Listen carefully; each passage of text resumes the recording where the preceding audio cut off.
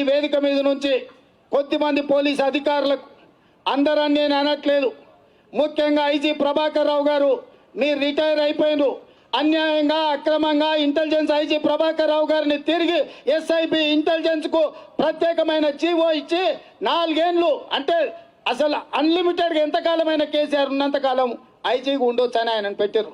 ప్రభాకర్ రావు గారు మీరు గుర్తు పెట్టుకోండి, ఇవాళ మీరు హ్యాకర్స్ తీసుకొచ్చి అన్యాయంగా మా కార్యకర్తల నాయకుల ఫోన్లు ట్యాపింగ్ చేసి ఇవాళ ఎవరు ఎక్కడికి పోతుండ్రో, ఏ కార్యకర్తలే నాయకులు ఏ సభలకు సమావేశాలకు పోతుండ్రో వాళ్ళ ఫోన్లు దొంగతనంగా విని వాళ్ళని అరెస్ట్ చేసే కార్యక్రమాన్ని నువ్వు చేస్తున్నావు.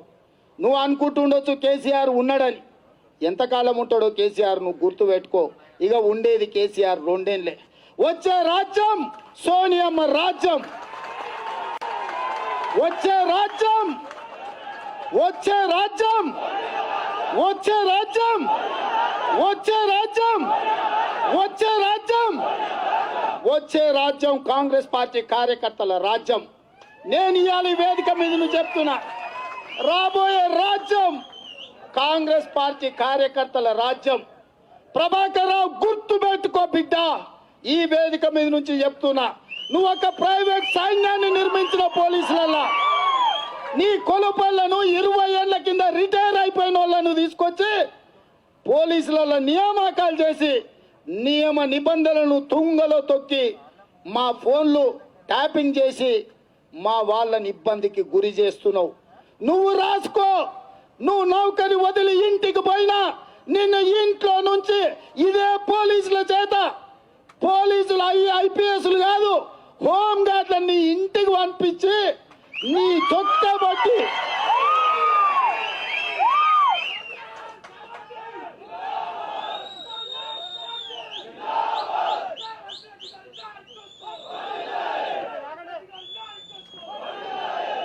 నువ్వు అనుకుంటుండొచ్చు ఆ ప్రగతి భవన్ అట్లనే ఉంటుంది, కేసీఆర్ ఇట్లనే ఉంటాడు, కేటీఆర్ నాటకాలు సాగుతాయని.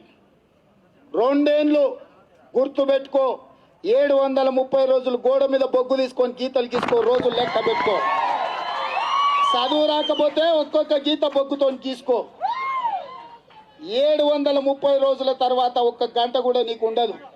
నువ్వెక్కడ దాచుకుంటావో, నీ వస్తాది ఎక్కడ దాచుకుంటాడో, ఏ దేశానికి పారిపోతారో, ఏ దేశంలో పాస్పోర్ట్లు తెచ్చుకుంటారో.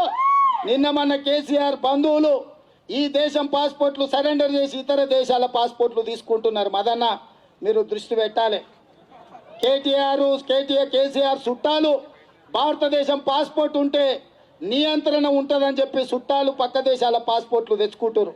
ప్రభాకర్ రావు నువ్వు కూడా తెచ్చుకోవాల్సిన పరిస్థితి వస్తుంది. పక్క దేశం పోయినా బొక్కలకు పోయినా పొగబెట్టి ఎలుకల్ని బయటికి తెచ్చినట్టు మిమ్మల్ని బయటికి తీసుకొస్తాం. మీరు అనుకుంటుండొచ్చు ఎప్పటి కేసీఆర్ ఉంటారు మమ్మల్ని కాపాడతాడని. ఆ రోజు వస్తుంది ప్రగతి భవన్ మీద మేమందరం కలిసి చుట్టుముట్టినప్పుడు ప్రగతి భవన్ ఇటుకలు మా కాంగ్రెస్ పార్టీ కార్యకర్తలు తలా ఒకటి పీక్కున్నప్పుడు కేసీఆర్ గడీలను కుప్పగూల్చినప్పుడు ఆ గడీల కింద నేల మలిగలలో మీరు దాచుకున్న ఎవరిని వదలం, చట్టం పరిధిలో మిమ్మల్ని శిక్షిస్తామని నేను చెప్తున్నా. ఇప్పటి వరకు సాగిన మీ ఆటలు చాలు, ఇక కట్టి పెట్టండి. ఇవాళ మనమందరం ప్రజాస్వామ్యయుతంగా ప్రజల తరఫున పెంచిన ధరలకు నిరసనగా పేద ప్రజలకు అండగా గవర్నర్ గారికి వినతి పత్రం ఇస్తామన్నాం.